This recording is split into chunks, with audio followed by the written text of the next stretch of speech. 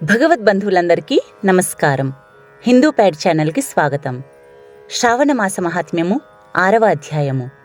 పరమేశ్వరునితో సనత్కుమారుడు ఇలా చెప్పుచున్నాడు: దేవా, నేను మీ ద్వారా ఉత్తమమైన ఆదివార వ్రతం గురించి విన్నాను. ఇక మీరు శ్రావణ సోమవార వ్రతం గురించి మరియు వ్రత మహాత్మ్యం గురించి నాకు వివరించండి అని వినయపూర్వకంగా అడిగాడు. అందులకు ఈశ్వరుడు: ఓ సనత్కుమారా, రవి నా నేత్రము కావున ఆ రవివార వ్రత మహాత్మ్యము శ్రేష్టమైనది. ఇక పార్వతీ సహిత నా సోమనామం గల సోమవార వ్రత మహాత్మ్యం వివరించుటకు నలవి కానిది. ఈ వ్రత మహాత్మ్యాన్ని వివరించుటకు ఎవరు సమర్థులున్నారు?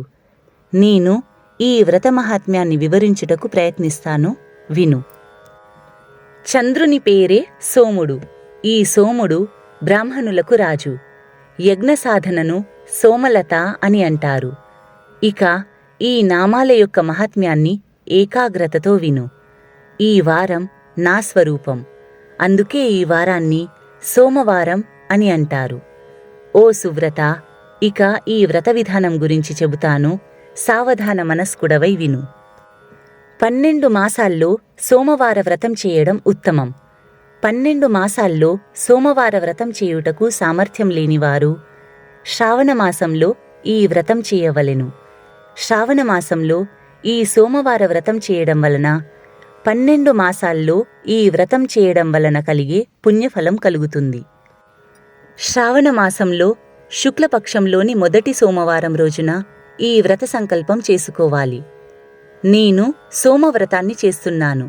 ఈ సోమవార వ్రతం చేయడం వలన శివుడు ప్రసన్నుడగుగాక అని శ్రావణమాసంలోని 4 లేదా 5 సోమవారాల్లో ప్రాతకాలాన్నే సంకల్పం చేసుకుని శివుణ్ణి అర్చించాలి.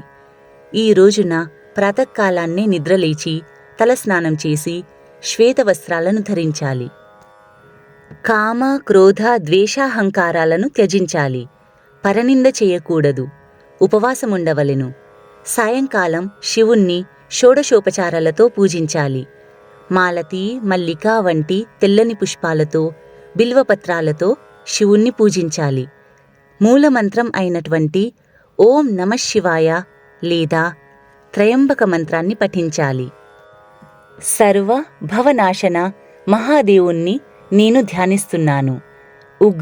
ఉగ్రనాథ శశిమౌళిని నేను ధ్యానిస్తున్నాను. రుద్ర, నీలకంఠ, శివ, భవహారిని నేను ధ్యానిస్తున్నాను. ఈ విధంగా పరమేశ్వరుణ్ణి పూజించి ఏకాగ్ర మనస్సుతో శివుని కథలను పఠనం లేదా శ్రవణం చెయ్యాలి. పార్వతీ సహిత పరమేశ్వరుణ్ణి పూజించడం వలన పునరావృతరహితమైన మోక్షాన్ని పొందుతారు. ఈ వ్రతం చేయడం వలన ధనహీనులు ధనవంతులవుతారు, సంతానహీనులు సంతానవంతులవుతారు. ఈ వ్రతం చేసేవారి సకలాభిష్టాలు నెరవేరుతాయి. ఈ వ్రతం యొక్క సంపూర్ణ ఫలాన్ని పొందడానికి వ్రతం పూర్తయిన తరువాత ఉద్యాపన చెయ్యాలి. ఉద్యాపన కోసం మండపాన్ని నిర్మించి ఆ మండపాన్ని పుష్పాలతో అలంకరించాలి. తమ శక్త్యానుసారంగా వెండి వృషభంపై ఆసీనులైన బంగారు శివపార్వతుల ప్రతిమను చేయించాలి. మండపంలో సుందరమైన లింగతో భద్ర మండలాన్ని ఏర్పరిచి అందులో ఘటస్థాపన చెయ్యాలి.